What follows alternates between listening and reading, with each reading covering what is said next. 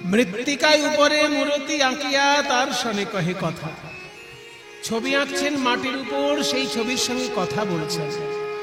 তা ছবির উপর যে মাটিতে যে ছবি আঁকছেন, কোন দিক থেকে শুরু করবেন? মুখের দিক দিয়ে শুরু করবেন না পায়ের দিক দিয়ে শুরু করবেন? বদন আঁকবেন না চরণ আঁকবেন? রাইধনী আমার প্রেম ভাবে বিভোর, বদন আঁকতে গিয়ে বদন আঁকতে পারলেন না, আবার চরণ থেকে আঁকতে গিয়ে চরণও আঁকতে পারলেন না। মাঝখানে যে কোটি দেশ, এই কোমর থেকে আঁকা শুরু করলেন। কিবা আঁকিয়া সে কোটি পরাইল ধটি, কত না যতনে প্যারি। ধনী আঁকিয়া সে কোটি পরাইল ধটি, কত না যতনে প্যারি। কিবা আঁকিয়া সে কোটি, যখনই কোমর থেকে আঁকা শুরু করেছে, ললিতা বলছে রাধে তুই তো গুরু ধরে অঙ্কন বিদ্যা শিখেছিস, চিত্রকলা তুই শিখেছিস গুরু ধরে, তোর তো ভুল হবার কথা না। তুই মুখের দিকেও আঁকলি না, পায়ের দিক থেকেও আঁকলি না, মাঝখান থেকে কেন শুরু করলি? রাধারানী বলে সখী রে, আমার সর্বস্ব ধন গোবিন্দের ওই রাঙা চরণ, তাই আমি ভেবেছিলাম চরণ থেকেই চিত্র অঙ্কন করব, কিন্তু আবার ভেবে দেখলাম গোবিন্দের চরণ ছিল, তাই সে ব্রজ ছেড়ে চলে গেছে। আবার চরণ আঁকলে এই চিত্র যদি ব্রজ ছেড়ে চলে যায় রে, তাহলে আমি কি নিয়ে আর ঘরে রব? আমি কি নিয়ে আর ঘরে রব? যদি চরণ পেলে চিত্র চলে যায় রে, অভাগিনীর কপাল ভালো নয় রে। চরণ চিত্র চলে যায়, ভাগিনীর কপাল ভালো নয় রে। চিত্র চলে যায়, ভাগিনীর কপাল ভালো নয় রে। আমি নিয়ে আর ঘরে রব। এবারে নাভি সরোবর আঁকিল তারপর, নাভি সরোবর আঁকিল তারপর, কত যত্ন করি।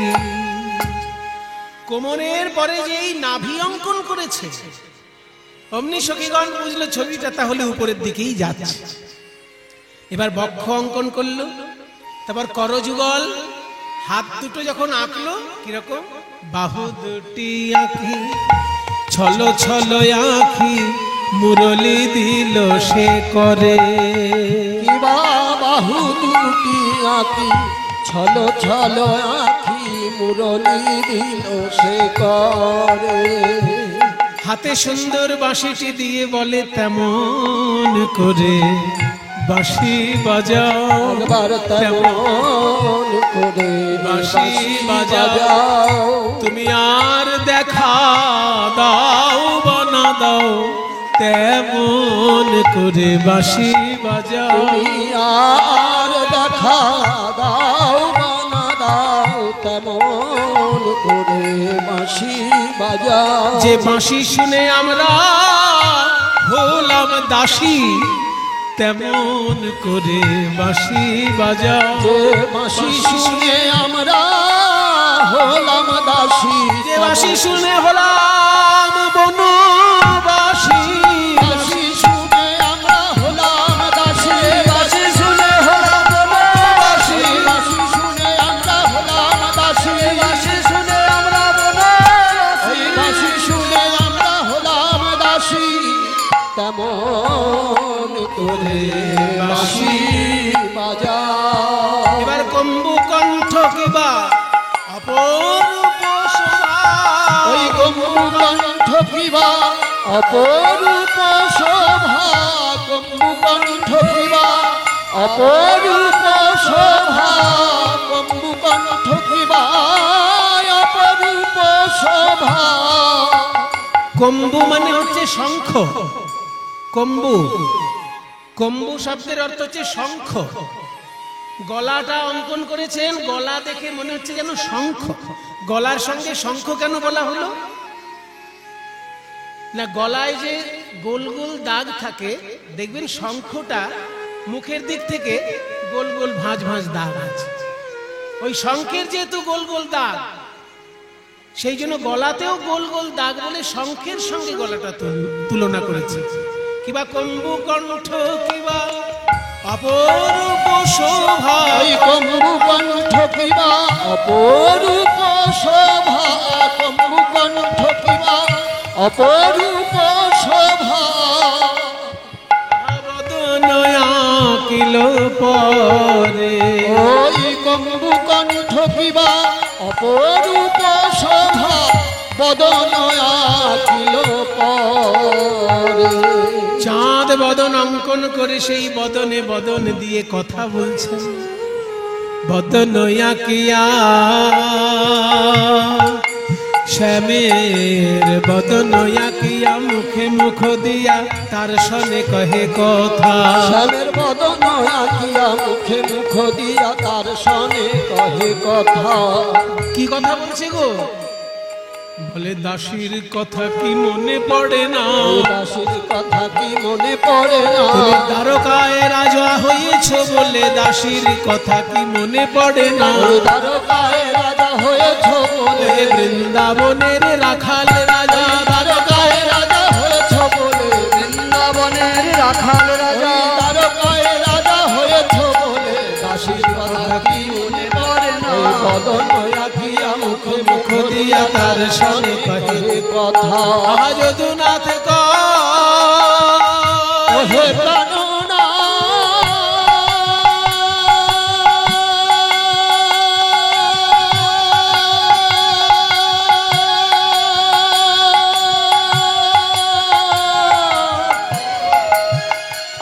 একবার এসে দেখি যা,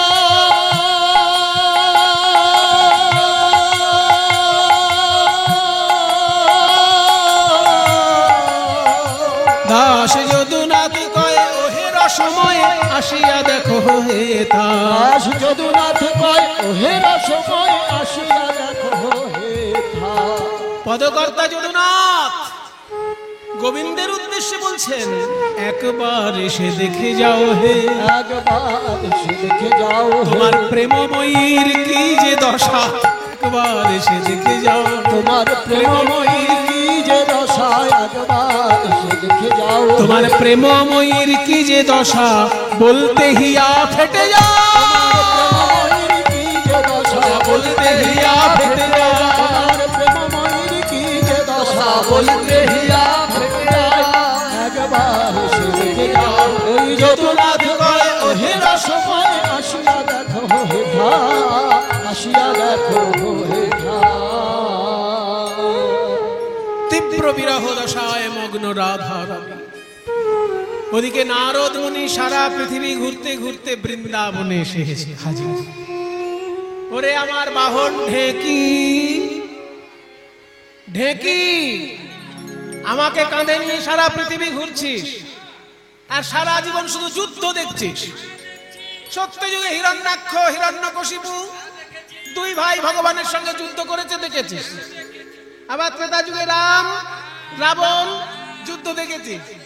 দাপর যুগে কুরুক্ষেত্রের যুদ্ধ দেখছিস। আর কত যুদ্ধ চাইতো? এবার একটু শান্তি চাই। এমন একটা দেশে আমাকে নিয়ে চল যেখানে বিশুদ্ধ প্রেম, শুদ্ধা ভক্তি পাওয়া যায়। তাই একলে নারদ মুনি চিনতে মনে মনে, একলে নারদ মুনি চিনতে মনে মনে, কোথা রহে শুদ্ধ ভক্তি পাইব কেমনে, কোথা রহে শুদ্ধ ভক্তি পাইব কেমনে। শুদ্ধ ভক্তির দেশে যেতে হবে। তাই এত চিন্তে নারদ মুনি ঢেকি আরোহণে, এত চিন্তে নারদ মুনি ঢেকি আরোহণে, এত চিন্তে নারদ মুনি ঢেকি আরোহণে, নাচিতে নাচিতে যায় মধুর বৃন্দাবনে, নাচিতে নাচিতে যায় মধুর বৃন্দাবনে। বৃন্দাবনে এসে নারদ চারিদিকে তাকাচ্ছেন। তত্ত্বদর্শী নারদ ঋষি চারি পানে চায়, তত্ত্বদর্শী নারদ ঋষি চারি পানে চায়, তত্ত্বদর্শী নারদ ঋষি চারি পানে চায়। কোথা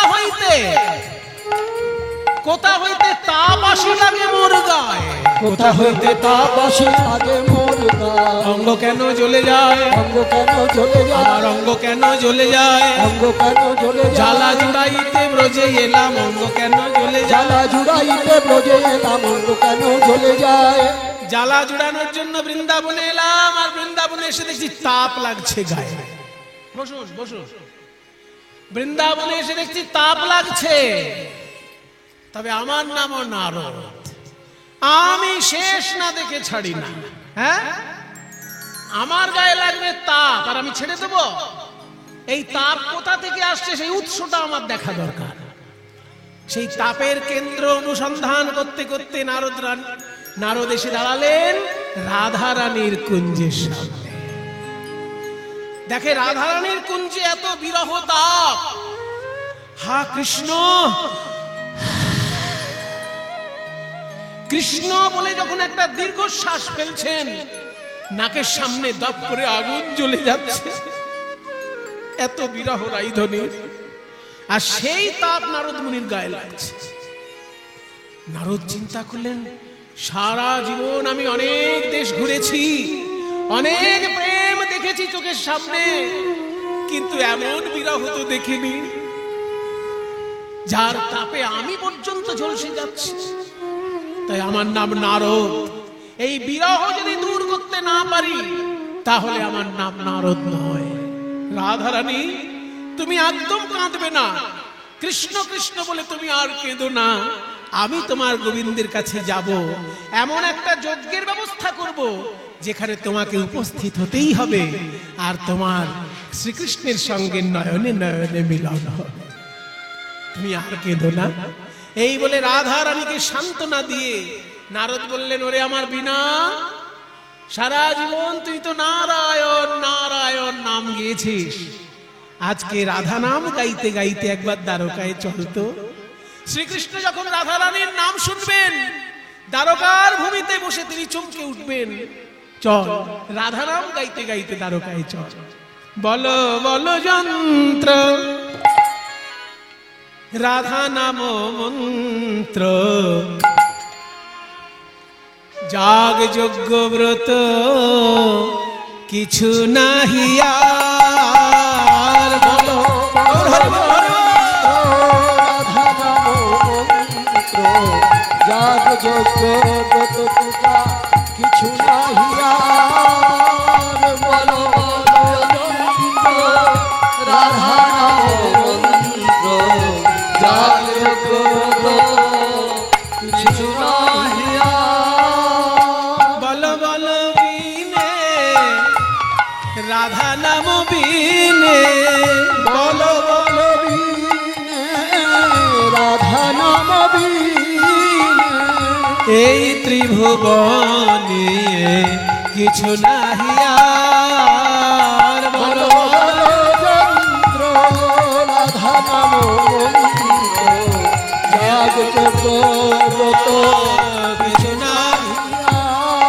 রাধে জয় রাধে রাধে জয় রাধে জয় রাধে জয় রাধে জয় রাধে জয় রাধে, বলো জয় জয় রাধা নাম প্রেম তরঙ্গিনী, জয় জয় রাধা নাম প্রেম তরঙ্গিনী, বলো জয় জয় রাধা নাম প্রেম তরঙ্গিনী, জয় জয় রাধা নাম প্রেম তরঙ্গিনী, প্রেম তরঙ্গিনী নাম সুধা তরঙ্গিনী। ওই প্রেম তরঙ্গিনী নাম সুধা তরঙ্গিনী, রাধা নাম জপিতে জপিতে ওঠে অমৃতের রাধা খনি, নাম জপিতে জপিতে ওঠে অমৃতের খনি, রাধা নামের স্বাদ বাষ্পজারের শ্যাম গুণমণি, রাধা নামের স্বাদ ভালো জানে শ্যাম গুণমণি, বংশী বটে সদাই রটে রটে সদাই রটে, ধীর শরীরে যমুনা তটে, বংশী বটে সদাই রটে ধীর সমীরে, বংশী বটে সদাই রটে, ধীর সমীরে যমুনা তটে, বংশী বটে সদাই রটে। রাধা নাম তো দ্বারকায় তো রাধা নাম কেউ করে না, এখানে সবাই বলে রুক্মিণী মাইয়া কি জয় সত্যভামা মাইয়া কি, জয়। এটা তো রাধা নাম কেউ বলে না। তা সেইখানে যখন রাধা নাম গাইতে গাইতে নারদ মুনি এসে দাঁড়ালেন, চমকে উঠলেন সোনার সিংহাসনে বসে গোবিন্দ। কে কে এত মধুর রাধা নাম শোনাচ্ছে আমাকে এই দ্বারকার রাজপ্রাসাদে? ওই রাধা নাম,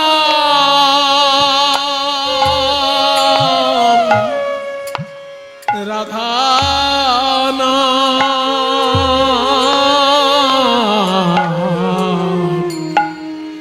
রাধা নাম কে শুনালে ওই রাধা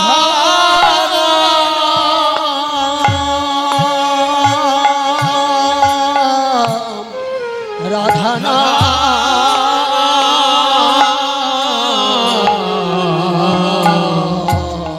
নাম কে শুনালে ওই নামের বর্ণে বর্ণে সুধা ঝরে গো। ওই রাধা বর্ণে বর্ণে সুধা ঝরে আমার সর্বেন্দ্রিয় আকুল করে। ওই বর্ণে বর্ণে সুধা ঝরে আমার সর্বেন্দ্রিয় আকুল করিলে ওই রাধা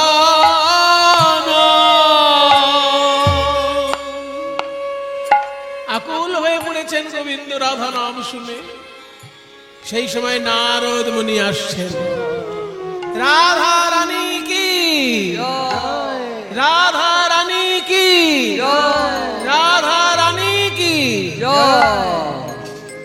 আসুন আসুন দেবর্ষিপাদ, আপনি তো সব সময় নারায়ণ নারায়ণ বলেন, আজকে আপনি রাধা নাম বলছেন কেন? এ তো আপনার মুখে নতুন লাগছে। শোনো কৃষ্ণচন্দ্র, আমি কখন রাধা নাম করব, কখন হরি নাম করব, কখন রাম নাম করব, সেটা আমার ব্যক্তিগত ব্যাপার। সেই জন্য কি আমি জনে জনে কৈফিয়ত দিয়ে বেড়াবো? আমি হলাম ভাবের ঘরের বাবাজি। আমার যখন যেমন ভাব তখন তেমন লাভ। যখন মনে হয় রাধা নাম করি, যখন মনে হয় কৃষ্ণ নাম করি, রাম নাম করি, হরি নাম করি। তোমায় বলবো কেন? ঠিক আছে, আমাকে বলতে হবে না। আপনি এখানে কেন এসেছেন সেইটুকু বলতে পারবেন? হ্যাঁ, সেটাই বলতে এসেছি। শোনো শ্যামসুন্দর, তুমি যদি ভেবে থাকো একাই ভগবান, তাহলে ভুল করছো। তোমার আগে আমি অনেক অবতার হতে দেখেছি। যুগে যুগে আমি দেখি কত রকমের অবতার আসেন আর যান। তোমার আগে যারা এসেছেন তারা যে কাজ করেছেন, তুমিও সেই কাজ করছো। কি না, পরিত্রাণায় সাধুনাং বিনাশায় চ দুষ্কৃতাং ধর্ম সংস্থাপনার্থায় সম্ভবামি যুগে যুগে। তোমারই বাণী তোমায় বলে দিলাম। তো শোনো কৃষ্ণচন্দ্র, ধর্মের পক্ষে থেকে অধর্মের বিরুদ্ধে যুদ্ধ করতে গেলে অনেক সময় ধার্মিক লোকেরও প্রাণ যায়। যেমন রাম রাবণের সঙ্গে যখন যুদ্ধ হয়েছিল, সেই সময় রাবণের দলে যারা মারা গেল সবাই কি অধার্মিক? ওই রাবণের দলে তো বিভীষণের ছেলেও ছিল, পরম রাম ভক্ত, সারা গায়ে রাম নাম লিখে যুদ্ধ করতে এসেছিল, তাকেও মরতে হলো যেহেতু রাবণের দলে নাম লিখিয়েছে। তাই ধর্মের পক্ষে অধর্মের বিরুদ্ধে যুদ্ধ করলে কিছু কিছু ধার্মিক লোকেরও প্রাণ যায়। তার প্রায়শ্চিত্ত স্বরূপ রামচন্দ্র করেছিল অশ্বমেধ যজ্ঞ। কিন্তু তুমি যে এত বড় কুরুক্ষেত্রে যুদ্ধ বাঁধিয়ে দিলে, কই তুমি তো কোনো যজ্ঞ করলে না। মানে যুধিষ্ঠির তো করেছে, আর যুধিষ্ঠির করেছে, যুধিষ্ঠির ফল পাবে। তুমি একটা যজ্ঞ করো। আমাকে কি যজ্ঞ করতে বললেন? হ্যাঁ, কি যজ্ঞ? তুমি একটা একেবারে অন্য ধরনের যজ্ঞ করো। রামচন্দ্র করেছে অশ্বমেধ যজ্ঞ, আর তুমি করবে দান ব্রত যজ্ঞ। ত্রেতায় রামের রাজা ছিল অশ্বমেধ যজ্ঞ কইল। ত্রেতায় রাম রাজা ছিল অশ্বমেধ যজ্ঞ কইল। ত্রেতায় রাম রাজা ছিল অশ্বমেধ যজ্ঞ কইল। ত্রেতায় রাম রাজা ছিল অশ্বমেধ যজ্ঞ কইল। ত্রেতায় রাম রাজা ছিল অশ্বমেধ যজ্ঞ কইল। দান ব্রত যজ্ঞ হবে এবে। দান ব্রত যজ্ঞ হবে এবে। শুনুন শুনুন, রাজা যজ্ঞ করবে এটা তো রাজারও পরম সৌভাগ্য, কিন্তু আমি যে দান ব্রত যজ্ঞ করব তার নিয়মগুলো কি? নিয়মাবলী মাত্র 3টে নিয়ম। প্রথম নিয়ম, শুনো বলি হে রাজন ত্রিভুবনে নিমন্ত্রণ। শুনো বলি হে রাজন ত্রিভুবন নিমন্ত্রণ। সবারে করিতে হইবে, সবারে করিতে হইবে। প্রথম নিয়ম হলো 3টে জায়গায় নিমন্ত্রণ করতে হবে। স্বর্গে দেবতা, মর্তে মানুষ, আর পাতালে নাগ, কুল আর দৈত্যকুল। এই 3 ভুবনে নিমন্ত্রণ করতে হবে। বলে বাবা, স্বর্গ মর্ত পাতাল? তারপর তারপর যারা নিমন্ত্রিত হয়ে আসবে তাদেরকে যে যা চাইবে তাই দিবে, সবার আশা মিটাইবে। যে যা চাইবে তাই দিবে, সবার আশা মিটাইবে। যে যা চাইবে তাই দিবে, সবার আশা মিটাইবে। যে যা চাইবে তাই দিবে, সবার আশা মিটাইবে। যে যা চাইবে তাই দিবে, সবার আশা মিটাইবে। যে যা চাইবে তাই দিবে, সবার আশা মিটাইবে। দান সবাইকে করিবে হাসি মুখে। দান সবাইকে করিবে হাসি মুখে। সবাইকে দান করতে হবে, কিন্তু মুখে যেন হাসি থাকে। কিছু মনে করবেন না বাবু, যেহেতু ঠাকুর মশাই ঘরে জন্ম নিয়েছি তো পুজো করতে গিয়ে দান অনেকবার গ্রহণ করতে হয়েছে, কিন্তু যখন দাতা দান করে তার মুখের দিকে তাকালে আর নিতে ইচ্ছে করে না। মানে এমন ভাবে দান করছে অতি কষ্টে, যেন না দিলেই ভালো হতো। ওই রকম ভাবে দান আপনার করার দরকার নেই। দান না করবেন তাও ভালো, কিন্তু দান যদি করবেনই মুখে যেন হাসি থাকে, কারণ মনে কষ্ট নিয়ে দান করলে সে দানের পূর্ণ হবে না। তাই আপনার সাধ্য মতো আপনি দান করবেন, কিন্তু মুখে যেন হাসি থাকে। দান সবাইকে করিবে হাসি মুখে। দান সবাইকে করিবে হাসি মুখে। দান সম্পর্কে একটা ছোট্ট কথা বলি। দান যদি না করা হয় তাহলে সম্পত্তি কিন্তু বিফলে যায়। আমাদের ভারতীয় শাস্ত্র বলছে যে সম্পত্তির 3টেই হচ্ছে পরিণাম। আপনার কাছে যদি 100 টাকা থাকে, সেই 100 টাকার পরিণাম কি? 3টে পরিণাম। যদি সৎপাত্রে দান করেন তাহলে টাকাটি ঠিক পরিণামে গেল, আর যদি 100 টাকা আপনি নিজে ভোগ করেন তাহলেও তার সঠিক পরিণাম হলো। এই দুটো হলো সঠিক পরিণাম। এই দুটোর মধ্যে একটাও যদি না করা হয় তাহলে তার নাশ হবে।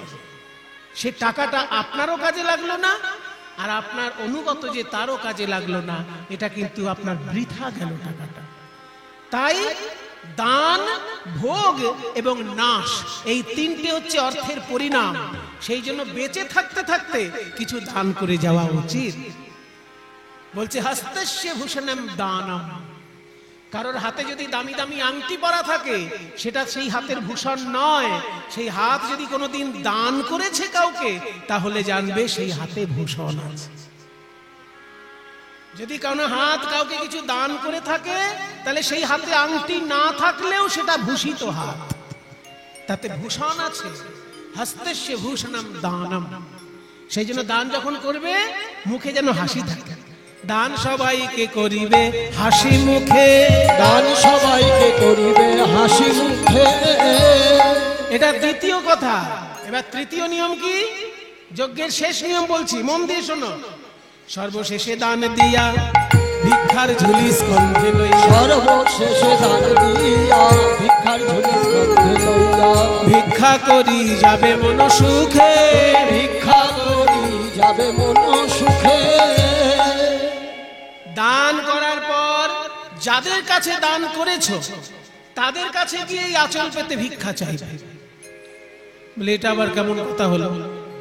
মনে করুন আমি কৃষ্ণবাবুকে 100 টাকা দান করলাম, আবার আমি কৃষ্ণবাবুর কাছে গিয়ে বলবো আমায় ভিক্ষা দে।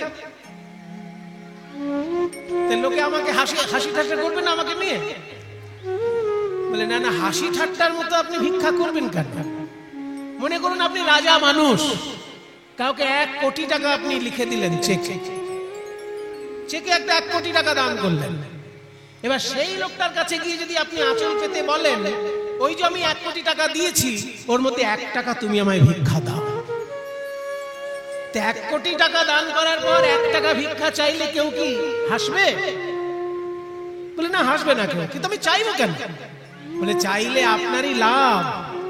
আপনি দান করার পর তার কাছে যদি আঁচল পেতে ভিক্ষা করেন, আপনার দানের অহংকার দূরে যাবে, দানের অহংকার দূরে যাবে, অহংকার দূরে যাবে। দান করে ভিক্ষা করবে, দানের অহংকার দূরে যাবে। দান করে ভিক্ষা করবে, দানের অহংকার দূরে যাবে। দান করে যদি ভিক্ষা করেন, আপনার অহংকার কোনোদিন হবে না, এটাই লাভ। আপনি কোনোদিন বুক ফুলিয়ে কাউকে বলতে পারবেন না, এই আমি তোমায় 1 কোটি টাকা দিয়েছি, মনে রেখো, সেটা নয়। কারণ যেমন 1 কোটি দিয়েছেন, তেমনি তার কাছে 1 টাকা ভিক্ষা চেয়েছেন, তাই দানের অহংকার আপনার হবে না। ভালো কথা। এই 3টে যে নিয়ম শুনলাম, এই যজ্ঞ করার সময়, এই যজ্ঞটা যদি সম্পূর্ণ হয়, কোথায় হবে? জায়গাটা কোথায়? মনে করো স্বর্গ থেকে দেবতা আসবে, মর্তধাম থেকে মানুষরা আসবে, পাতাল থেকে দৈত্যরা আসবে, তাহলে জায়গা বলছে যজ্ঞের জায়গাটা হবে কোথায় জানো? গুজরাটে সমুদ্রের ধারে প্রভাস তীর্থ। বলে এত তীর্থ থাকতে প্রভাস তীর্থে কেন? তাহলে তো একটা রহস্য শুনতে হবে। প্রভাস তীর্থে কি উপকার সেটা জানতে হবে। শোনো তাহলে, ওই যে চন্দ্রদেব, ওই চন্দ্রদেবের 27টি স্ত্রী আছে। মানে জ্যোতিষীর ভাষায় চাঁদের চারিদিকে যে 27টি নক্ষত্র, সেই নক্ষত্রগুলো হলো চাঁদের স্ত্রী। এই 27 জন স্ত্রী থাকা সত্ত্বেও চন্দ্র বৃহস্পতির স্ত্রী তারার প্রতি আকৃষ্ট হয়েছিলেন। তাই বৃহস্পতি অভিশাপ দিলেন, ওরে চন্দ্র, তোর এমন অধঃপতন যে গুরু পত্নীর প্রতি কুনজর, তাই তোকে আমি অভিশাপ দিলাম, 16 দিনের মধ্যে ক্ষয় হতে হতে তুই নিশ্চিহ্ন হয়ে যা। কারোর অভিশাপ কাজে লাগুক না লাগুক, গুরু যদি অভিশাপ দেয় কাজে লেগে যাবে। তবে গুরু সাধারণত অভিশাপ দেয় না। একেবারে দেয়ালে পিঠ থেকে না গেলে গুরু কখনো অভিশাপ দেয় না কাউকে। দেবগুরু বৃহস্পতি যখন অভিশাপ দিয়ে ফেলেছেন চন্দ্রকে, চন্দ্রের ক্ষয় শুরু হয়ে গেছে। 1 দিন 2 দিন 5 দিন 10 দিন 15 দিন, চন্দ্র 15 দিন ক্ষয় হয়ে গেছে। আর একটা দিন বাকি আছে, সেটাও ক্ষয় হয়ে গেলে চন্দ্র শেষ হয়ে যাবে। সেই সময় চন্দ্রের 27 জন স্ত্রী কৈলাসে গিয়ে শিবের শরণাপন্ন হল। সবাই একটু হাত জোড় করুন, আমরা একটু শিব ঠাকুরকে ডেকে নিই। ওম নমঃ শিবায়, ওম নমঃ শিবায়, ওম নমঃ শিবায়, ওম নমঃ শিবায়। প্রভুমীশ মনীষ মশেষ গুণম গুণহীন মহেশ গণাবরণম रणनिर्जित दुर्जय दैत्यपुरं प्रणमामि शिवं शिवकल्पतरुं। ॐ नमः शिवाय, ओम नमः शिवाय, ओम नमः शिवाय। प्रभुं ईशं অনিশম, তিনি নিজে ঈশ্বর, কিন্তু তার ঈশ্বর নেই। ওই জন্য বলছে ঈশম অন ঈশম। যেমন আদি অনাদি, আমরা বলি না অনাদির আদি গোবিন্দ, মানে গোবিন্দ হচ্ছেন আদি, তিনি অনাদি, তার কোনো আদি নেই, সেই জন্য অনাদি তিনি, আর তিনি নিজে আদি। অনাদি এবং আদি এটা সংস্কৃতে সন্ধি করে অনাদির আদি হয়ে যায়, ওখানে কিন্তু বাংলা নেই। আমরা ভাবি অনাদির আদি, অনাদির আদি গোবিন্দ, তা নয়। দুটো শব্দ, অনাদি বিসর্গ, পরে আছে আদি, ওই জন্য বিসর্গটা রয়ে পরিণত, অনাদি এবং আদি। তিনি নিজে আদি এবং তিনি নিজে অনাদি, মানে তার কোনো আদি নেই। তেমনি শিব ঠাকুর সম্পর্কে বলা হচ্ছে তিনি ঈশম কিন্তু অনিশম, তার কোনো ঈশ্বর নেই। তাই বলছে প্রভুম ঈশম অনিশম অশেষ গুণম, অশেষ গুণাবলীর ধারক শ্রী শিব ঠাকুর। রানা নির্জিত দুর্জয় দৈত্যপুরম, তিনি এমন যুদ্ধ করেছেন যে দুর্জয় ত্রিপুরকে তিনি জয় করেছেন। সেই জন্য ত্রিপুরকে জয় করেছেন বলে ত্রিপুরারি। রানা নির্জিত দুর্জয় দৈত্যপুরম, নির্জিত দুর্জয় দৈত্যপুরম প্রণমামি শিবং শিবভূপতরু সমশেষ গুণম গুণহীন মহেশ করলাভরণ রণনির্জিত দুর্জয় দৈত্যপুরম প্রণমামি শিবং শিব স্বল্পতরু। ওম নমঃ শিবায়। মহাদেবং মহাত্মাनं মহাযোগী মহেশ্বরং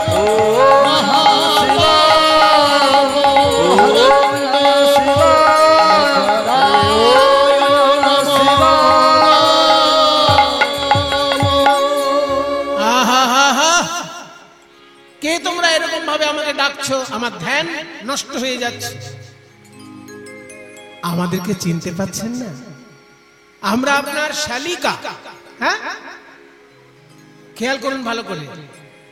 দক্ষ রাজার একটি মেয়েকে বিয়ে করেছেন শিব ঠাকুর, আর দক্ষ রাজারই 27টি মেয়েকে বিয়ে করেছেন চন্দ্রদেব। তাহলে দক্ষ রাজা হচ্ছেন শিবেরও শ্বশুর, চাঁদেরও শ্বশুর। তাহলে চাঁদের স্ত্রীগণ শিবের কি হলো? শালিকা, শালী। বলে আমরা আপনার শালিকা। বলে ও তাই, যেন চেনা চেনা লাগছিল মনে হচ্ছে। তা তোমরা আমার কাছে এসেছো কোন দুঃখে? বলে দুঃখে না পড়লে কে আপনার কাছে আসবে মশাই? সারা গায়ে সাপ জড়িয়ে বসে থাকেন, বাঘের ছাল, হাড়ের মালা, এইসব দেখার জন্য আমরা আসবো? বিপদে পড়লেই আপনার কাছে ছুটে আসতাম। তা বলো কি তোমাদের বিপদ? বলে আমাদের বিপদ মহাবিপদ। আমরা 27 জন স্ত্রী থাকা সত্ত্বেও আমাদের স্বামী চন্দ্র বৃহস্পতির স্ত্রীর প্রতি আকৃষ্ট। তাই বৃহস্পতি অভিশাপ দিয়েছেন 16 দিনের মধ্যে চন্দ্র শেষ হয়ে যাবে, ক্ষয় হতে হতে শেষ। 15 দিন ক্ষয় হয়ে গেছে, আর একদিন বাকি আছে। একটা দিন ক্ষয় হলে চন্দ্র হবে শেষ, আর আমরা হয়ে যাব বিধবা। আপনি আমাদেরকে বিধবা হওয়ার হাত থেকে বাঁচান। কি করে আমাকে বাঁচাবেন বলুন? শিব ঠাকুর বললেন, শোনো, আমার মতো জামাইবাবু থাকতে কে তোমাদের বেদবা করে আমি দেখে নিচ্ছি। হ্যাঁ শোনো, এক কথা শোনো। ওই যে একখণ্ড চন্দ্র, ওই এক টুকরো চন্দ্রকে আমার জটার মধ্যে এনে রেখে দাও, আমার জটায় লুকিয়ে রাখো। এখানে কারোর অভিশাপ কাজ করবে না। ওই ঘড়িতে যদি জল না ঢোকে তাকে বলে ওয়াটার প্রুফ ঘড়ি। ওয়াটার প্রুফ মানে জল ঢুকবে না। তেমনি আমার এই জটাটা হচ্ছে অভিশাপ প্রুফ। এই জটার মধ্যে কারোর অভিশাপ ঢুকবে না। ওই একখণ্ড চন্দ্রকে এইখানে এনে রাখো। তখন একখণ্ড চন্দ্রকে শিবের মাথায় দেওয়া হলো বলে শিবের নাম চন্দ্রশেখর। যার যে চন্দ্রমৌলি, মৌলি মানে মাথা, মাথায় চাঁদ আছে বলে চন্দ্রমৌলি, শিব ঠাকুরের নাম। এবার চাঁদ রয়েছে শিবের জটার মধ্যে লুকানো। আকাশে অন্ধকার, আর তো আকাশে আলো নেই। এবার বৃহস্পতি যখন রাতের বেলা হোঁচট খাচ্ছেন, চাঁদের আলো তো নেই, আর তখন তার মনে দুঃখ হচ্ছে যে চাঁদকে একটু গুরুতর অভিশাপ দেওয়া হয়ে গেছে। অন্তত বলে দিতে হতো যে ক্ষয়ের ওটা দূর হবে কি করে। অভিশাপটা দেওয়ার পর তো আর বলা হয়নি। অভিশাপ সেই দিতে পারে যে অভিশাপ দূরও করতে পারে। অভিশাপটা দূর হবার উপায় যে বলতে পারবে তারই অভিশাপ দেওয়া উচিত। তা নাহলে আমি শুধু অভিশাপই দিতে জানি আর অভিশাপ থেকে বাঁচাতে জানি না, আমার অধিকার নেই অভিশাপ দেবার। আমি অভিশাপ তখনই দিতে পারবো যখন আমি অভিশাপ থেকে বাঁচাতেও পারবো, তবে তো অভিশাপ দেবার যোগ্যতা থাকে। আমি ওকে বলে দিতে পারতাম যে প্রভাস তীর্থে স্নান করলে পরে ক্ষয় রোগ দূর হয়। এটা তো আমার বলে দেওয়া হয়নি ওকে। কিন্তু বলে দেওয়া না হলে কি হবে, আড়াল থেকে শুনে নিয়েছেন চাঁদের স্ত্রীগণ। তারা শুনে নিলেন যে যদি প্রভাস তীর্থে স্নান করা যায়, মানে সোম তীর্থে যদি স্নান করা যায়। সোম তীর্থ কোথায়? ভারতবর্ষে 12টি জায়গায় শিব ঠাকুরের অপ্রাকৃত প্রকাশ ঘটেছে। সেই 12টি জায়গায় বলা হয় জ্যোতির্লিঙ্গ পীঠ, যেখানে অপ্রাকৃত ভাবে শিব ঠাকুর প্রকাশিত হয়েছেন, স্বয়ং প্রকাশিত শিব। ভারতের 12টি জায়গায়, তার মধ্যে সোমনাথ মন্দির হচ্ছে গুজরাটে, সমুদ্রের ধারে। ওই জায়গাটাকেই বলে সোম তীর্থ। তো ওখানে গিয়ে যদি কেউ স্নান করে তার ক্ষয় রোগ দূর হয়। এইটা যখনই বলে দিলেন, চাঁদের স্ত্রীগণ শুনতে পেয়ে ওই শিবের জটা থেকে চাঁদের খণ্ডকে এনে সোম তীর্থে স্নান করালেন। যেই না সোম তীর্থে স্নান করানো, অমনি চাঁদের ক্ষয় রোগ দূর হয়ে গিয়ে চাঁদ পরিপূর্ণ রূপে প্রকাশিত হলেন। তাই নারদ মুনি বলছে, শোনো কৃষ্ণচন্দ্র, ওই সোম তীর্থে যেমন চাঁদ স্নান করার ফলে তার হারানো জ্যোতি ফিরে পেল, ওই জন্য তীর্থটার নতুন নাম হলো প্রভা যুক্ত আশ প্রভাস তীর্থ। হারানো প্রভাকে ফিরে পেল, তাই প্রভাস তীর্থ। এই প্রভাস তীর্থে গিয়ে যদি তুমি যজ্ঞ করো, তোমার জীবনের ত্রুটি বিচ্যুতি সব দূর হয়ে গিয়ে তুমি পরিপূর্ণ রূপ ধারণ করবে। নারদের কথা শুনি কহে দেবী চিন্তামণি, নারদের কথা শুনি কহে দেব চিন্তামণি, নিমন্ত্রণের ভার কে বলবে, নিমন্ত্রণের ভার কে বলবে। বুঝলাম প্রভাস তীর্থে গিয়ে আমায় যজ্ঞ করতে হবে, কিন্তু নিমন্ত্রণ কে করবে? নারদ মুনি আপনি? তাহলে চিঠি আপনাকে দিয়ে দেবো। তা শুনি মোহন কয় কিবা চিন্তা দয়াময়, শুনি মোহন কয় কিবা চিন্তা দয়াময়, ওই দেবর শিরে ভার দেহ এবে, ওই দেবর শিরে ভার দেহ এবে। নিমন্ত্রণ পত্র কে লিখবে? দাদা বলরামকে বলছে, দাদা আমি চিঠি লিখতে বসে বারবার কেটে দিচ্ছি, কারণ চিঠি লিখতে গিয়ে সবাইকে চিঠি লিখবো, কিন্তু বাবা মাকে কি করে লিখবো? প্রথম চিঠিটা কাকে লিখতে হয়? যে কোনো যজ্ঞের চিঠি আগে চিঠিটা লিখতে হয় শিব ঠাকুরের নামে। ওম নমঃ শিবায় বলে একটা বেলপাতা লিখে সেটা শিব ঠাকুরকে নিবেদন করতে হয়, এটা যজ্ঞের নিমন্ত্রণ। তাই প্রথমে শঙ্করে পরে শঙ্করী রে, প্রথমে শঙ্করে পরে শঙ্করী রে, দেবর্ষী কার্তিকে রে, গণপতি কার্তিকে রে। সে যে পদ্মজনী ব্রহ্মা, সে যে পদ্মজনী লক্ষ্মী বিনা পানি, সে যে পদ্মজনী লক্ষ্মী বিনা পানি, পদ্মজনী লক্ষ্মী বিনা পানি, সে যে পদ্মজনী লক্ষ্মী বিনা পানি, পত্র লিখে নিজ করে, ওই সে যে পদ্মজনী লক্ষ্মী বিনা পানি, পত্র লেখে নিজ করে। দেবতাদের নামে নামে চিঠি লিখছেন, রাজাদের নামে নামে চিঠি লিখছেন, পাতালে দৈত্যকুল এবং নাগকুল তাদের নামে নামে চিঠি লিখছেন, আর দাদা বলরাম সব সংশোধন করে দিচ্ছে। চিঠি লিখতে লিখতে বলল, ভাই যাদের কোলে পিঠে আমরা বড় হলাম, সেই মা যশোদা নন্দ মহারাজ, তাদের নামে চিঠি কই? কৃষ্ণ বলে, দাদা গো আমি সকলকে চিঠি লেখার মতো পড়াশোনা করেছি, কিন্তু মা যশোদাকে চিঠি লেখার মতো কোনো ভাষা খুঁজে পেলাম না দাদা, ভাষা খুঁজে পেলাম না দাদা। আমি কেমন বা ক্ষমা চাইব, কত ব্যথা দিলাম ওই মায়ের প্রাণে, আমি কেমন ক্ষমা চাইব, ভাষা খুঁজে পেলাম না দাদা। বলাই দাদা বলছি, আমি বলছি তুই লেখ। মা গো যশোদে কত না ব্যথা দিয়েছি তোমার প্রাণে, কুপুত্র যদি বা হয় কুমাতা কদাপি নয়, তাই সকল অপরাধ ক্ষমা করে আমায় আশীর্বাদ করার জন্য এই প্রভাস তীর্থে এসো মা।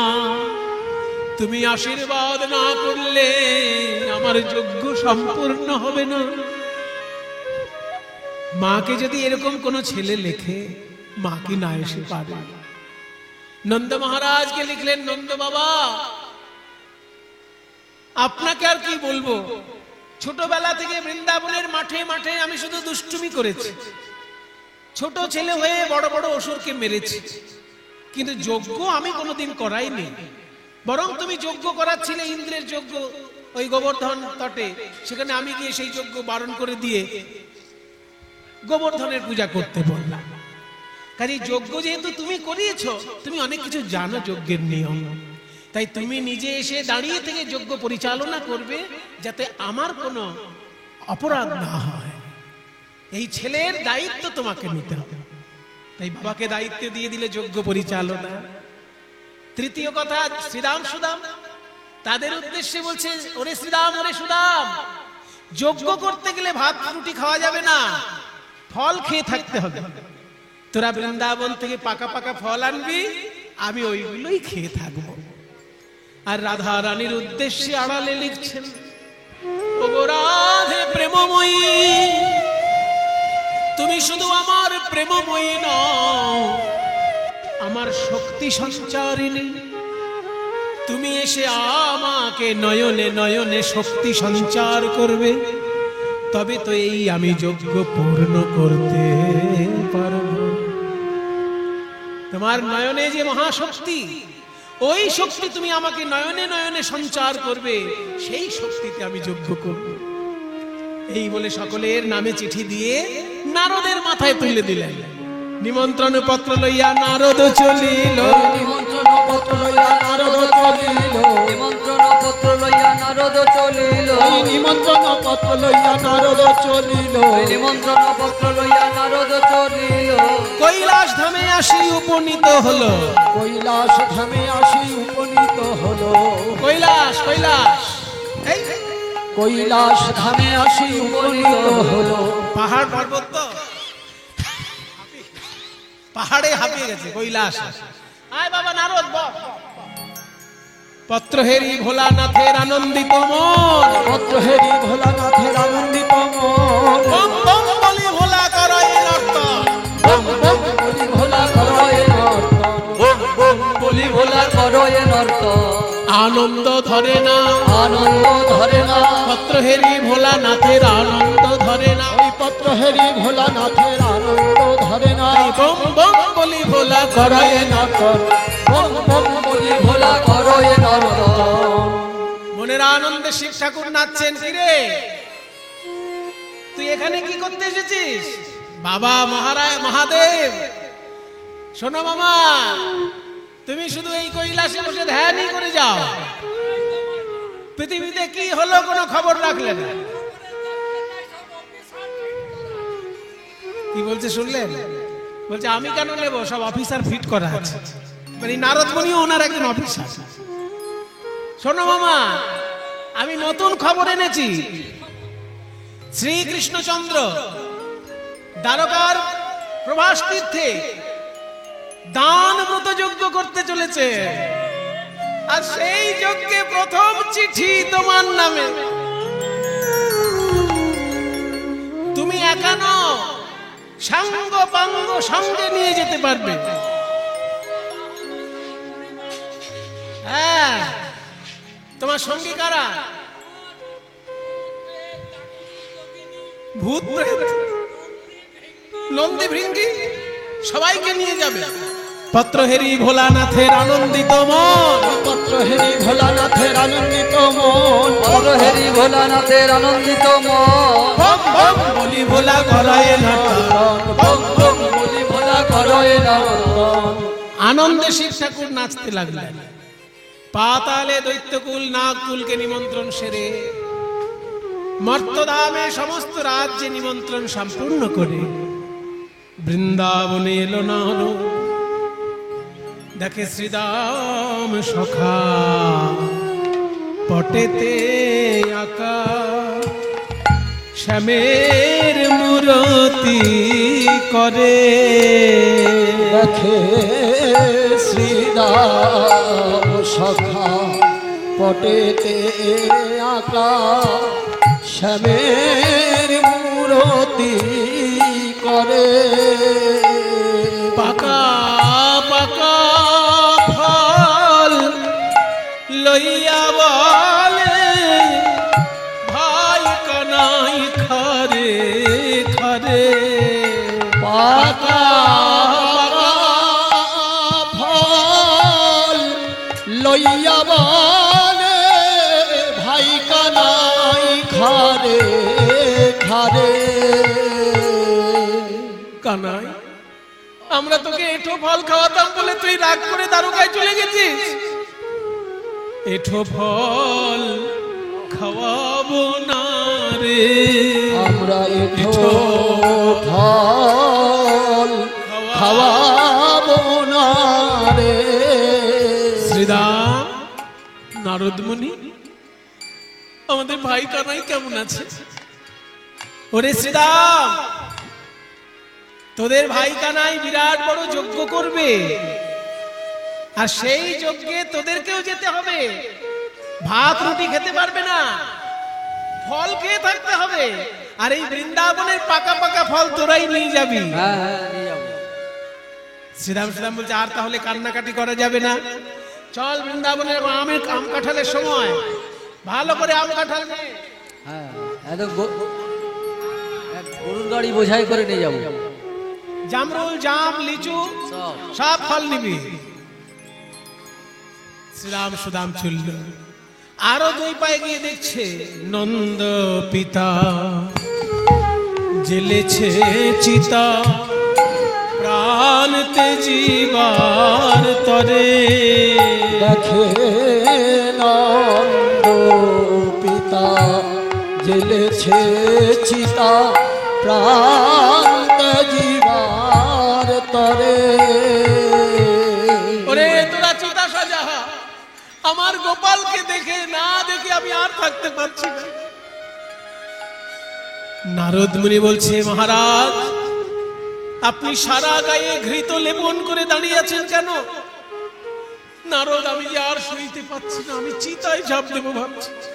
সব্বনেশে কথা বলবেন না মহারাজ, আপনার ছেলে গোপাল দানগত যজ্ঞ করছে প্রভাস তীর্থে, আর এই দেখুন চিঠিতে লিখেছে আপনি দাঁড়িয়ে থেকে সেই যজ্ঞ পরিচালনা করবেন যাতে কোথাও ত্রুটি বিচ্যুতি না থাকে। ও মা তাই? তাহলে তোমার বিরাট বড় দায়িত্ব। এই আমাকে তোরা রাজ সাজে সাজিয়ে দে, আমি রাজার বাবা হয়ে যাব। ওদিকে নন্দ মহারাজের দৃশ্য দেখে আরো দুপায়ে গিয়ে দেখছে মা নন্দ রানী করে নমনি ফিরে দারে দারে। ওরে গোপাল আমার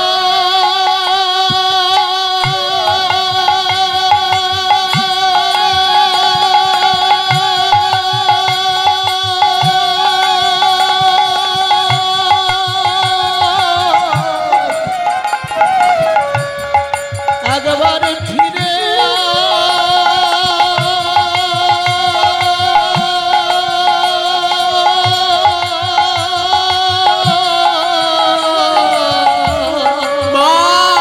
মাতা নন্দ রানী করে নবনী ফিরে দারে দারে।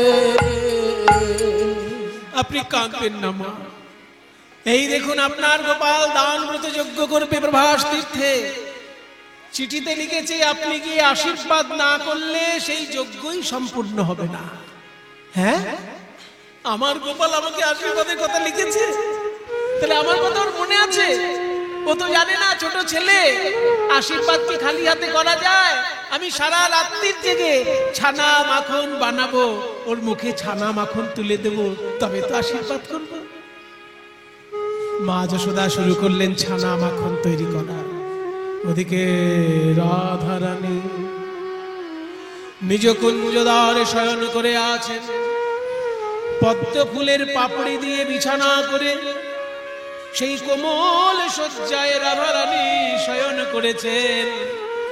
তবুও বিরহের অগ্নিতে শ্রী অঙ্গ দগ্ধীভূত, পদ্ম ফুলের পাপড়ির বিছানা করে রাধারানী শুয়ে আছে। আর বলছেন, সখীরে, আমার তো জীবন থাকতে গোবিন্দ সেবা করা হলো না, তাই মৃত্যুর পর আমি যেন কৃষ্ণ সেবা করতে পারি। বলে, মৃত্যুর পর কি করে কৃষ্ণ সেবা করবি? মুনি ঋষিগণ বলেছেন, আমাদের শরীরের পঞ্চতত্ত্ব মৃত্যুর পরে পঞ্চতত্ত্বে বিলীন হয়ে যায়। ক্ষিতি, আপ, তেজ, মরুত, বোম। ক্ষিতি মানে মাটি, আপ মানে জল, তেজ মানে জ্যোতি বা তাপ, মরুত মানে বাতাস, আর বোম মানে আকাশ। অর্থাৎ শরীরের ভিতর ফাঁকা জায়গাগুলো আকাশের অংশ। এই পঞ্চতত্ত্ব যখন পঞ্চতত্ত্বে মিশে যাবে, তারা যেন এক এক করে সবাই গোবিন্দের সেবা করে। এই গানটি আসলে একটি সংস্কৃত শ্লোকের অনুবাদ। শ্লোকটি লিখেছেন শ্রীপাদ রূপ গোস্বামী।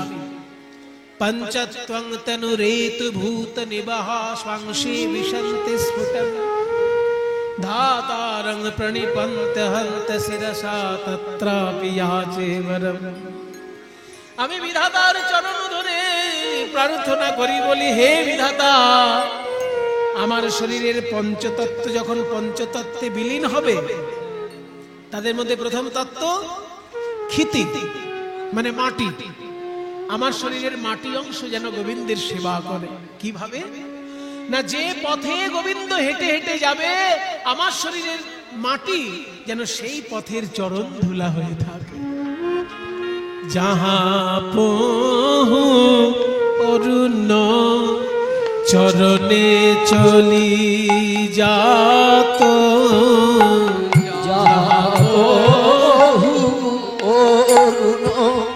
চরণে চলি যাত, তাহা তাহা ধরণী হইয়ে মঝগাত, তাহা তাহা ধরণী হউক মঝুগাত। যে মাটির উপর দিয়ে গোবিন্দ হেঁটে যাবে, আমার শরীরের মাটি, মাটি যেন সেই পথে যায়, মাটি যেন সেই পথে যায়। আমি তার পদধূলা হয়ে রব, শরীরের মাটি যেন সেই পথে যায়। ওই পদধূলা হয়ে যাব, তার রাঙা চরণ পরশে পাবো। ওই পদধূলা হয়ে যাব, রাঙা চরণ পরশ পাবো, পদধূলা হয়ে যাব। শরীরের মাটি যেন সেই পথে যায়, তাহা আমার শরীরের মাটি অংশ যেন তার পথে যায়, যে পথে সে হেঁটে যাবে। তারপরে অপ, অপ মানে জল। আমার শরীরের জল অংশ কোথায় যাবে? जो সরোবরে বধূ নীতি নীতি না মধু অঙ্গ সলিল জাগত ছুমা।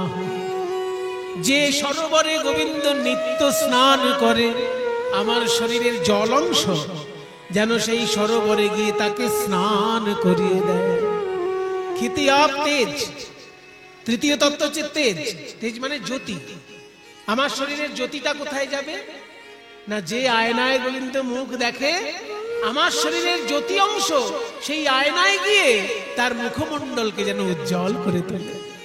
যোদার পনে বধূ নিজ মুখ চাহ, যোদার পনে বধূ নিজ মুখ চাহ।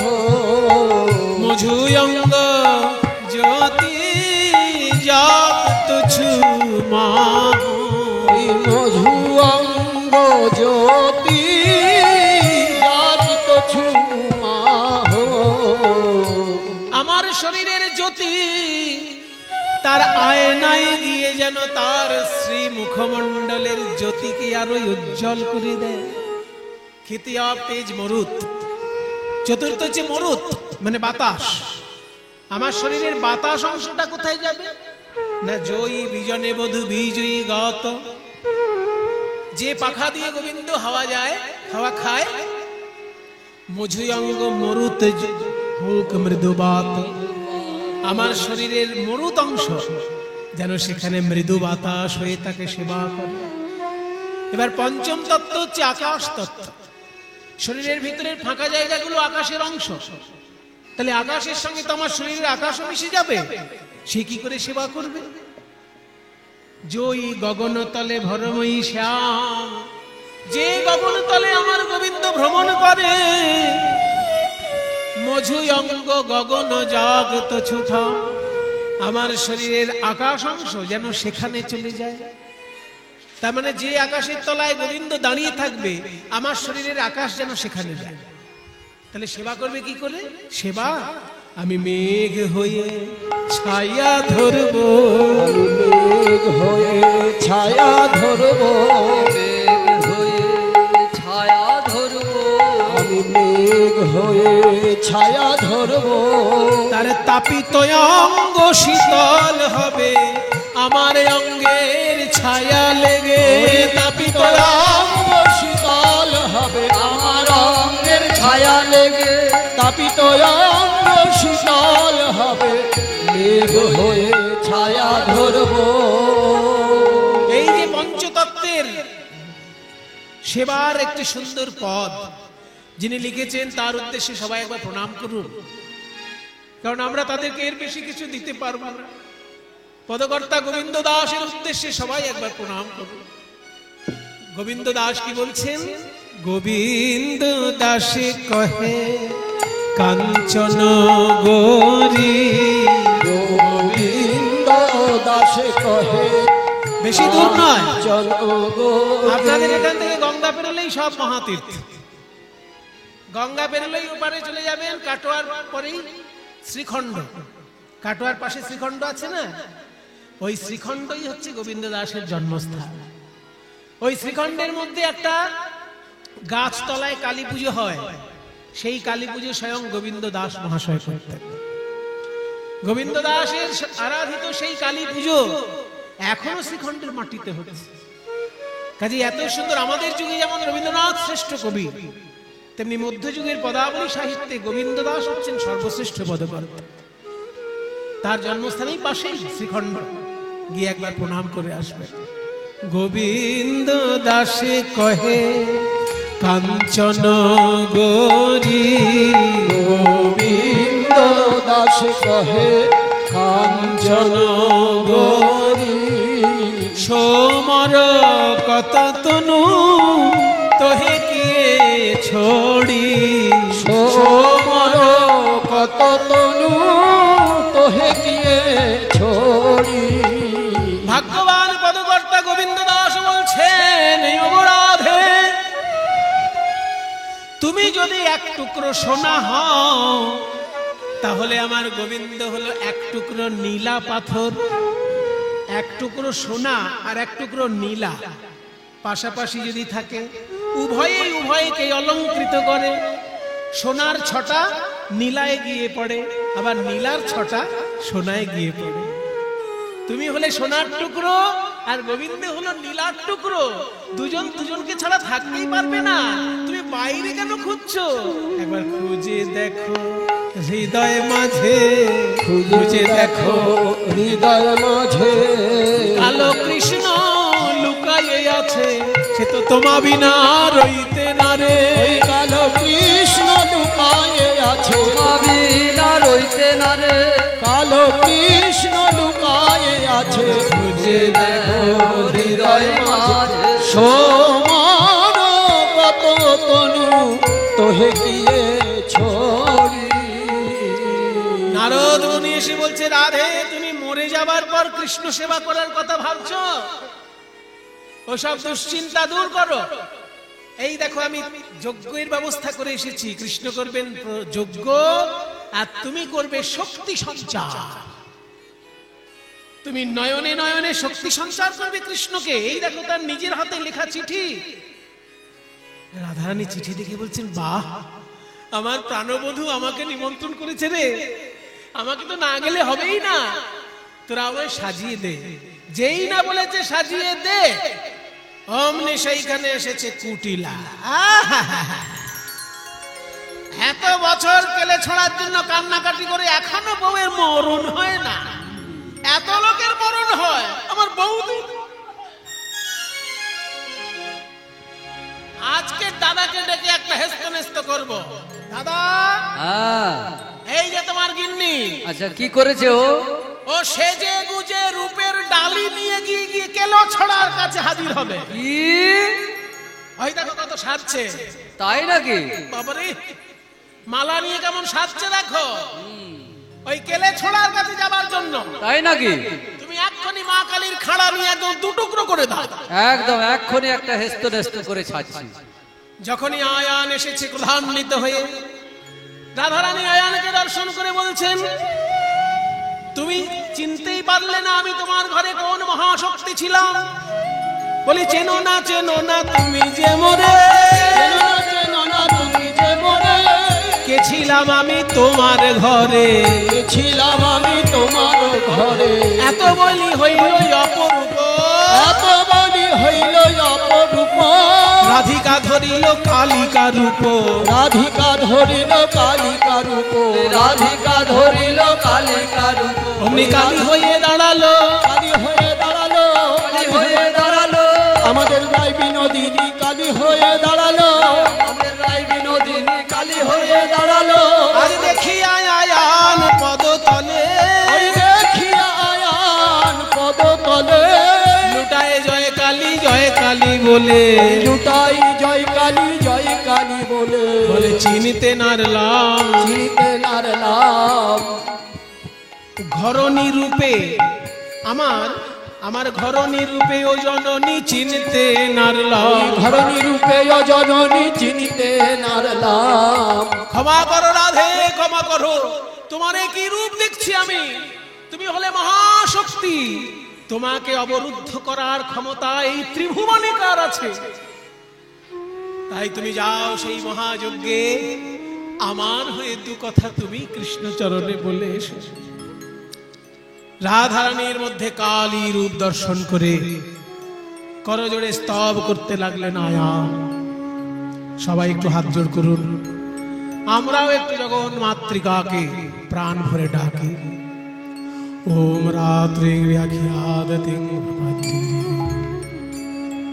ত্বং স্বাহা ত্বং স্বধা ত্বং এব ষড্গারস্বরাত্মিকা सुधा तुमकेशरे नित्ये त्रिधा मात्रात्मिका स्थिता अर्धमात्रा स्थिता नित्या यानोचार्या विशेषतः त्वमेव साकं सावित्री त्वं देवी जननीपरा त्वयैव धार्यते सर्वं त्वयैतत्सृज्यते जगत् त्वयैतत् पाल्यते देवी तमत्सन्ते च सर्वदा विशिष्टौ सृष्टिरूपा त्वं स्थितिरूपा च पालने तथा संहृतिरूपान्ते जगतोऽस्य जगन्मये महाविद्या महामाया महाभेदा महास्मृतिः महामोहा जगवती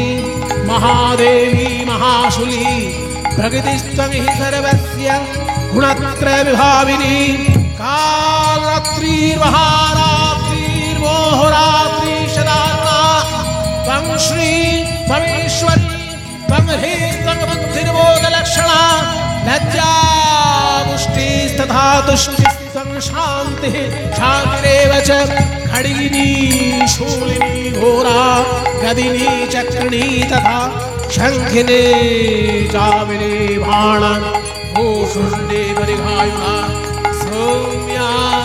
सौम्यतरा शेष सौम्यभ्यस्पति सुंदरी परापरानाम परमा त्वमेव परमेश्वरी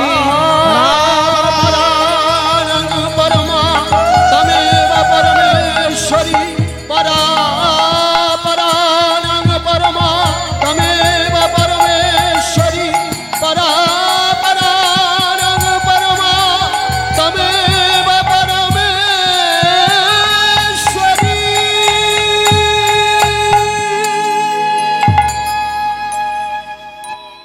রাধারানীর মধ্যে জগত্তারিণী মহামায়ার রূপ দর্শন করলেন, আয়ান দিলেন বিদায়। ললিতা বিশাখা সাজিয়ে দিতে লাগলো, সবাই চলল প্রভাস তীর্থে। নিমন্ত্রণ পত্র লইয়া ব্রজবাসী নিমন্ত্রণ পত্র লইয়া ব্রজবাসী ভাসযজ্ঞের পথে করাই গমন। ভাসযজ্ঞের পথে করয়ে গরুর গাড়ি ভর্তি করে আম কাঁঠাল নিবি, জাম জামরুল নিবি, ছানা মাখন নিবি, শকট ভরিয়া নিল দধি দুগ্ধ ছানা। শকট ভরিয়া নিল দধি দুগ্ধ ছানা। ফলমূল কত নিল না হয় গণনা, ফলমূল কত নিল না হয় গণনা। প্রভাস যজ্ঞে চারদিকে চারটি দরজা তৈরি হয়েছে। একদিকে দরজা দিয়ে আসছে শান্ত এবং দাস্যরসের ভক্তগণ, আর একদিকে দরজা দিয়ে আসছেন সখ্যরসের সখাগণ। আরে ভাইয়া, জিয়া লগা কে বলো, বাহে উঠা কে বলো, জয় কन्हैया লাল কি। আমি বলবো জয় কन्हैया লাল কি, আর আপনারা সবাই বলবেন হাতি ঘোড়া পাল কি। হাতি বলবেন না, হাতি মানে আমরা তয় দীর্ঘি বলি তো, হিন্দি ভাষীরা থ দিয়ে বলে হাতি। হ্যাঁ, বলো জয় कन्हैया লাল কি, হাতি ঘোড়া পাল কি। बोलो जय कन्हैया लाल की, हाथी घोड़ा पाल की। बोलो जय कन्हैया लाल की, हाथी घोड़ा पाल की। बोलो जय कन्हैया लाल की, हाथी घोड़ा पाल की। अरे नंद धरा नंद भयो, जय कन्हैया लाल की। हाथी घोड़ा पाल की। গোবিন্দ বুঝলেন আমার শ্রীরাম সুদাম আসছে, নালে হাতি ঘোড়া নিয়ে আমার জয়ধ্বনি কে দেবে। সবাইকে বুকে জড়িয়ে ধরে তাদের হাত থেকে পাকা পাকা ফল নিচ্ছেন গোবিন্দ। ওদিকে উত্তরের দরজায় মায়ের ক্রন্দন, গোপাল বলিয়া কাঁদায় মায়, কহে রামের বদন চায়। গোপাল বলিয়া কাঁদায় মায়, চাহায় রামের বদন চায়। দাদা, আমার মায়ের কান্না শুনতে পাচ্ছি, নিশ্চয়ই তারও আমরা আমার মাকে চিনতে পারিনি। সাধারণ কোন বুড়ি মানুষ মনে করে আমার মাকে বোধহয় বাধা দিয়েছে দারোয়ান, আমাকে এখনই যেতে হবে দরজা। গোপাল গোপাল বলে মা যশোদা কাঁদছে। এসে যখনই মাকে দেখলেন, মা মা বলিয়া ধাইয়া চলে, আসিয়া বৈঠল মায়ের কোলে।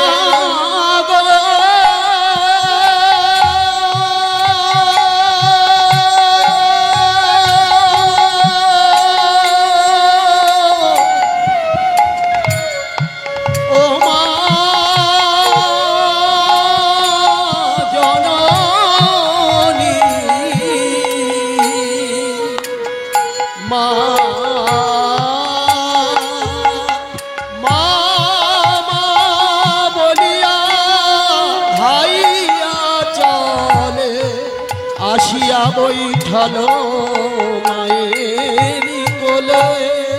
যখনই মায়ের কোলালো করে বসেছে গোপাল, ছানা মাখন বানিয়ে এনেছে মা, যেই না মুখে তুলে দিতে গেছে আশীর্বাদ করবে বলে, অমনি দেবকী এসে বলছে দাঁড়াও। গোপালের মুখে ছানা মাখন দিতে হয় আমি দেব।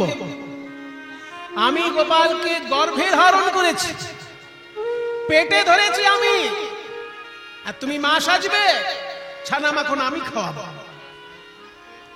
কিন্তু দেবকী, আমি যে গোপালকে বুকে পিঠে করে বড় করেছি, বুকে পিঠে করে বড় করেছি, বুকে করে বড় করলে কি মা হওয়া যায়?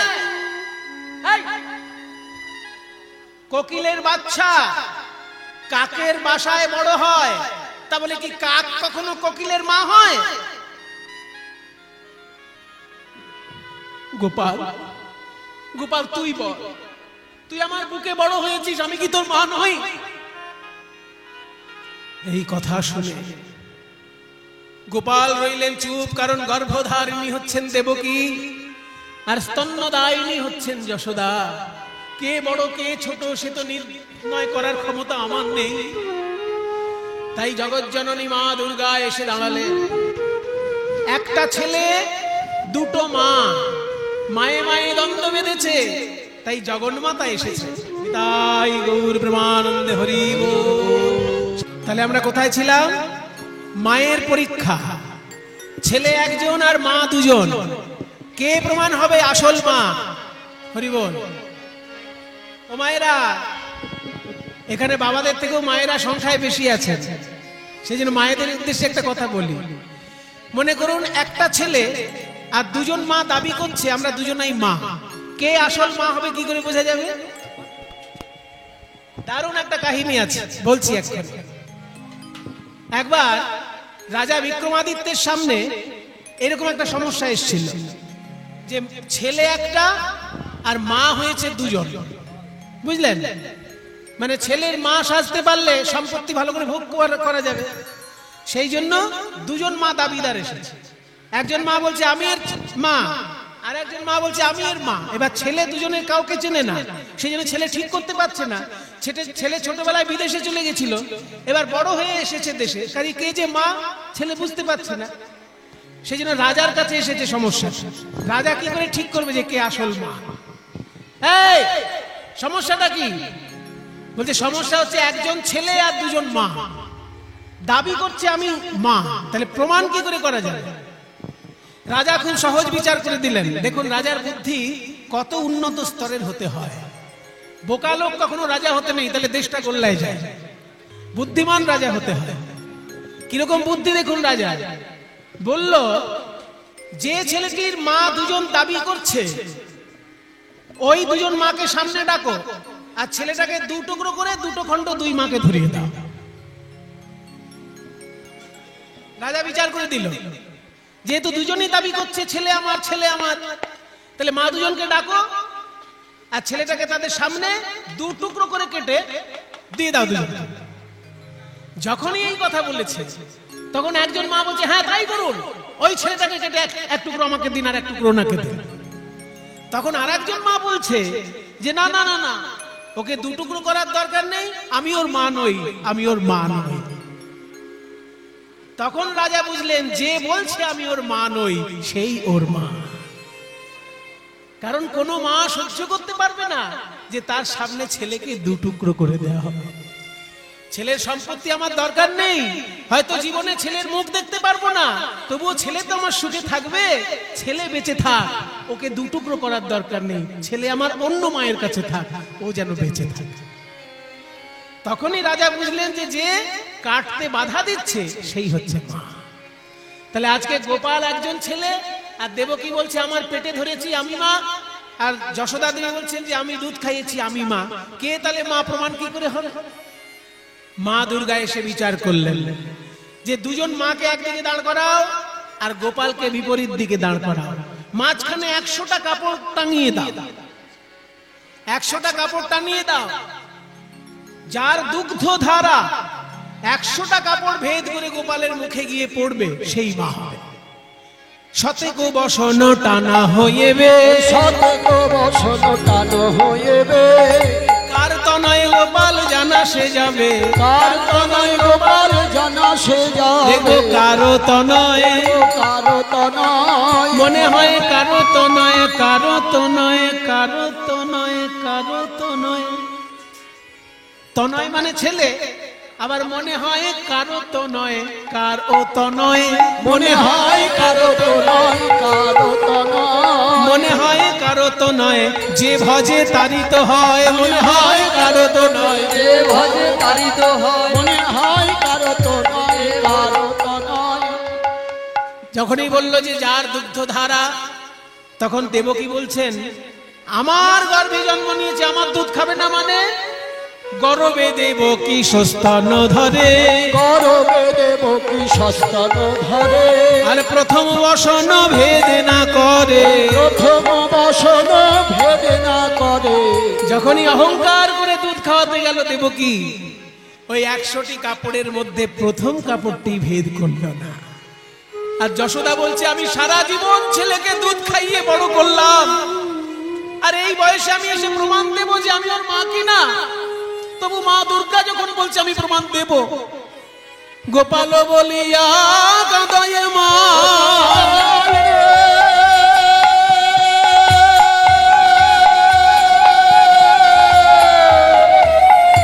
গোপাল রে, ওই গোপাল বলিয়া কাঁদে মা। দুগ্ধ পড়ে গোপালের বদনে যায়, দুগ্ধ পড়ে গোপালের বদনে যায়, দুগ্ধ পড়ে গোপালের বদনে যায়। যখনই মা যশোদা গোপাল বলে কেঁদে উঠল, তার স্নেহের এমন তীব্রতা যে 100টি কাপড় ভেদ করে দুগ্ধ ধারা গোপালের মুখে গিয়ে পড়ল। এই পদ লিখে চণ্ডীদাস বলছেন, বাসুলি আদেশে চণ্ডীদাস বলে, বাসুলি আদেশে চণ্ডীদাস বলে, শুদ্ধমতি হলে গোবিন্দ মেলে, শুদ্ধমতি হলে গোবিন্দ মেলে, না না অহংকারে মেলে না, অহংকারে মেলে না। ওই দর্পহারি মধুসূদন অহংকারে মেলে না, ওই দর্পহারি মধুসূদন অহংকারে মেলে না। দর্পহারি মধুসূদন কারো দর্প সইতে না রে, দর্পহারি মধুসূদন কারো দর্প সইতে না রে, দর্পহারি কারো দর্প সইতে না রে, অহংকারে মেলে না। শুদ্ধমতি হলে গোবিন্দ মেলে। যখন মায়েদের সমস্যা মিটল, আর একটাই দরজা বাকি আছে, সেই দরজায় আসছেন রাধা রানী। বিনা সুতার মালা হাতে নিয়ে আসছেন। কই কৃষ্ণ, কোথায় কৃষ্ণ, কোথায় প্রাণ বধুয়া, ওই কৃষ্ণ কোথায়, কৃষ্ণ কোথায় প্রাণ বধূয়া। ওগো ঘরের বাহির, বাহির কইলে আমায় মাসি শুনাইয়া। ছিলাম আমি রাজনন্দিনী গো, ওগো ঘরের বাহির, বাহির কইলে আমায় ছিলাম আমি রাজনন্দিনী গো। আজ হলাম পথের ভিখারিণী, একদিন ছিলাম আমি রাজনন্দিনী। আজ হলাম পথের ভিখারিণী, একদিন ছিলাম আমি রাজনন্দিনী। ছিলাম আমি রাজনন্দিনী গো लड़कियां, तुम लोग कहां से आ रही हो? আমরা বৃন্দাবন থেকে আসছি। বৃন্দাবন क्या चाहिए तुम्हें? আমরা কিছু চাই না, আমরা শুধু ওনাকে একবার দেখবো আর চলে যাব। তখন ললিতা এসে বলছে, এই দারোয়ান, মাথা নিচু করে কথা বল। যার সঙ্গে কথা বলছিস বহু জন্মের ভাগ্য থাকলে তবে ওনার সঙ্গে কথা বলা যায়। কেন কেন? তোমাদের রাজার ইনি কে হয় জানো? কে হয়? কে হয় বলবো? সে কথা বলতে লজ্জা হয়, কথা বলতে লজ্জা হয়, কথা বলতে লজ্জা হয়, বড় লাজের কথা বলতে লজ্জা হয়, বড় লাজের কথা বলতে লজ্জা হয়। আরে क्या शर्म की बात क्या है? লজ্জা কিসের? তোমাদের রাজা একদিন ধরেছিল এই মেয়েটার পায়ে, তোমাদের রাজা ধরেছিল এই মেয়েটার পায়ে। বলতে লজ্জা হয়, কথা বলতে লজ্জা হয়, কথা বলতে লজ্জা হয়। কেন কেন? এই মেয়েটার পায়ে হাত দেবে কেন? কেন হয় জানো না? পায়ে কার হাত দিতে হয়? এই মেয়ে তোমাদের রাজার গুরু। মেয়ে তোমাদের রাজার গুরু। রাজা বাঞ্ছা কল্পতরু, মেয়ে তোমাদের রাজার গুরু। রাজা বাঞ্ছা কল্পতরু, মেয়ে তোমাদের রাজার গুরু। এই তোমাদের রাজা বাঞ্ছা কল্পতরু, কিন্তু ইনি হলেন তারও গুরু। ও বাবা, গুরু? ঠিক আছে, রাজাকে গিয়ে বলি, মহারাজ দরজায় এসেছেন একদল রমণী, তারা বলছেন আপনার নাকি গুরু। হ্যাঁ, গুরু? গোবিন্দ আমার বুঝে গেছেন রসের কথা, রসিক ছাড়া কে বুঝবে? তাই বলরামকে বলছে, দাদা তুমি এই যজ্ঞের দিকটা দেখো, আমি একটু ওই দরজায় ঘুরে আসি। ব্রাহ্মণগণ শুরু করে দিয়েছেন যজ্ঞ। ও অগ্নিমিড়ে পুরোহিতম যজ্ঞস্য দেবম ঋত্বিজম হোতারম রত্নধাতমম ওম অগ্নিঃ পূর্বেভির্ষিভির্ডিयो নূতনৈরূত सा देवा एह वक्ष्यति ओम अग्नये स्वाहा इदम अग्नये। এইভাবে যখন যজ্ঞ চলছে, গোবিন্দ এসে দাঁড়িয়েছেন রাধারানীর সামনে। যেই না রাধারানীর সামনে দাঁড়িয়েছেন, অমনি রাধারানী মুখ ঘুরিয়ে নিলেন। ঘুরিয়ে নিলেন কেন? না, রাজবেশে কৃষ্ণকে রাধারানী দেখবেন না।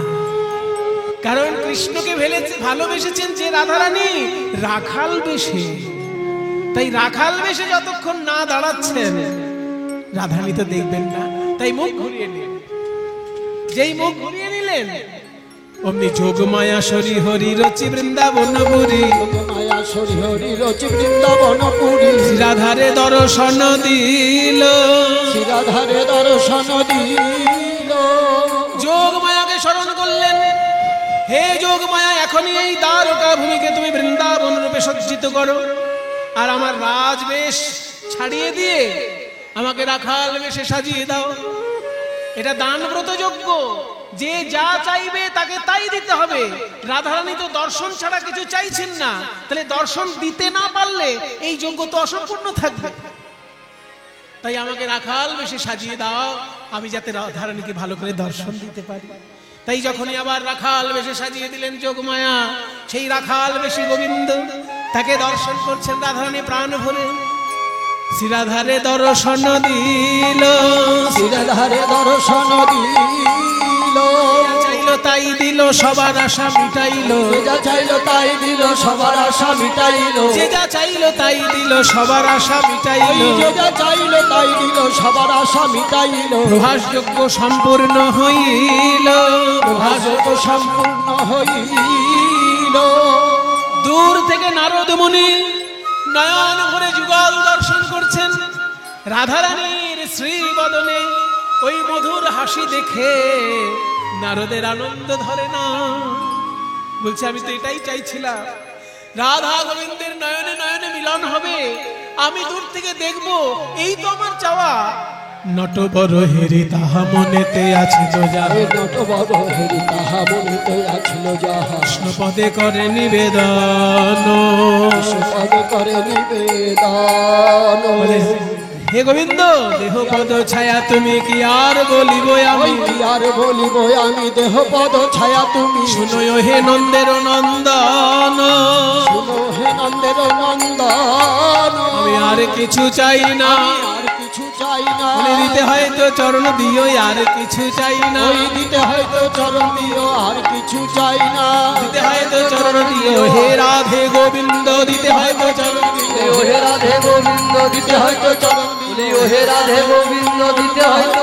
আজ প্রভাস যজ্ঞে রাধা শ্যামের হইল মিলন, ওই প্রভাস যজ্ঞে রাধা শ্যামের হইল মিলন। প্রভাস যজ্ঞে রাধা শ্যামের হইল মিলন, প্রভাস যজ্ঞে রাধা শ্যামের হইল মিলন। প্রেমানন্দে হরি বলে যত ভক্তগণ, প্রেমানন্দে হরি বলে যত ভক্তগণ। মিলন হলো রে, মিলন হলো রে। প্রভাস যজ্ঞে রাধা শ্যামের মিলন হলো রে। ওই প্রভাস যজ্ঞে রাধা শ্যামের মিলন হলো রে। হরে কৃষ্ণ কৃষ্ণ কৃষ্ণ হরে হরে, হরে রাম রাম রাম হরে হরে। হরে কৃষ্ণ কৃষ্ণ কৃষ্ণ হরে হরে হরে রাম রাম রাম হরে হরে হরে কৃষ্ণ কৃষ্ণ কৃষ্ণ হরে হরে হরে রাম রাম রাম হরে হরে হরে কৃষ্ণ কৃষ্ণ কৃষ্ণ হরে হরে হরে রাম রাম রাম হরে হরে নিতাই গৌর রাধে শ্যাম হরে কৃষ্ণ হরে রাম নিতাই গৌর রাধে শ্যাম হরে কৃষ্ণ হরে রাম রাধে শ্যাম হরে কৃষ্ণ হরে নিতাই গৌর রাধে শ্যাম হরে কৃষ্ণ হরে রাম হরে নিতাই গৌর রাধে শ্যাম হরে কৃষ্ণ হরে রাম নিতাই গৌর হরি বল হরি বল হরি বল হরি বল নিতাই গৌর হরি বল হরি বল হরি বল হরি বল নিতাই গৌর হরি বল